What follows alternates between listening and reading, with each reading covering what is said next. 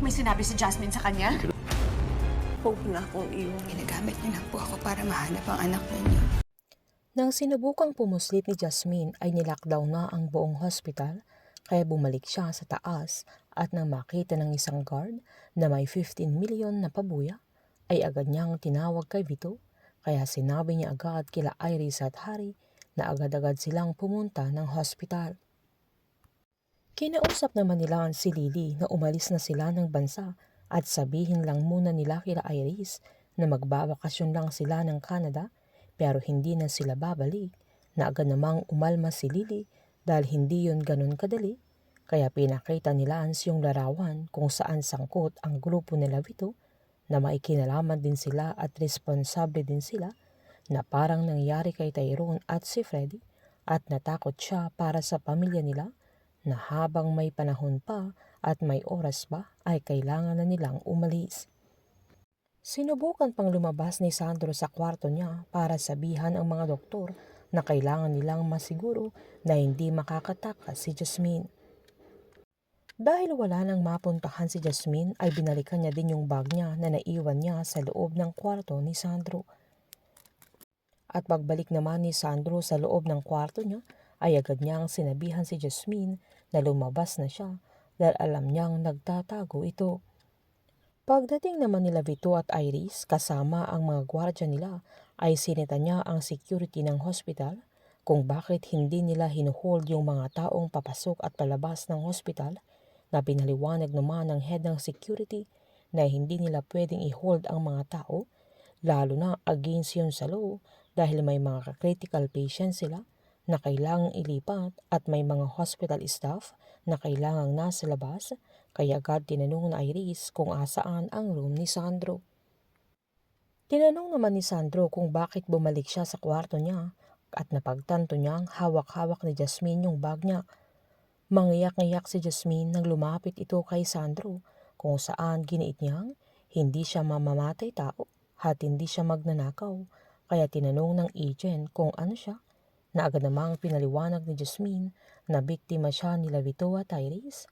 na sila ang nagpatong ng 15 million sa ulo niya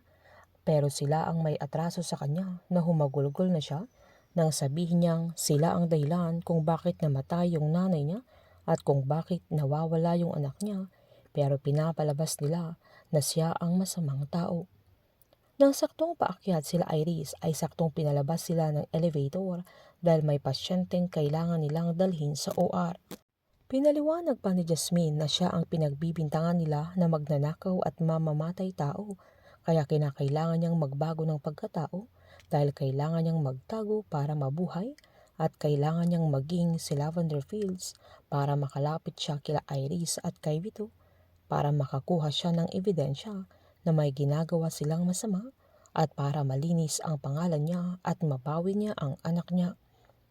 Nakiusap pa si Jasmine kay Sandro na paniwalaan siya dahil hindi siya masamang tao, nang saktong narinig nila yung boses ni Vito na nagtanong kung asaan ang kwarto ni Sandro, kaya agad-agad niya itong pinatakas at pinaiwan niya yung bag niya para makalusot siya sa bintana sa kwarto nito. Pagpasok nila Vito at Iris ay agad nilang tinanong kung asaan si Jasmine dahil siya mismo ang nagdala sa kanya sa hospital, na agad namang nagpalusot si Sandro pero hindi siya pinaniwalaan nila Vito at Iris. Nang saktong makakalabas na sana ng hospital si Jasmine ay nakabangga niya yung doktor na tumingin kay Sandro, kaya namukhaan siya nito na agad-agad niyang sinigaw na andoon si Jasmine Flores, kaya agad-agad namang tumakbo yung mga security maging ang mga pulis ay hinabol si Jasmine nang tumakbo ito papalabas ng hospital. Nang hindi na niya alam kung saan siya pupunta ay saktong andoon naman si Tommy na agad-agad niyang sinigawan si Jasmine, kaya agad-agad din siyang sumakay. Hindi na siya naabutan ng mga security na humahabol sa kanya, maging sa Iris na sinubukan niyang humabol ay hindi na niya naabutan si Jasmine, kaya mas nagalit ito. Magdududa na sila Vito at Iris na parang may nagaganap na sabwatan sa pagitan nila Sandro at Jasmine. Painit ng painit ang mga tagpo, sabay-sabay po nating subaybayan ang advance episode ng Pamilya Sagrado dito lamang po sa aking channel. Patuloy lamang po manood at mag-subscribe para ma-update po kayo sa mga susunod na episode. Marami pong salamat.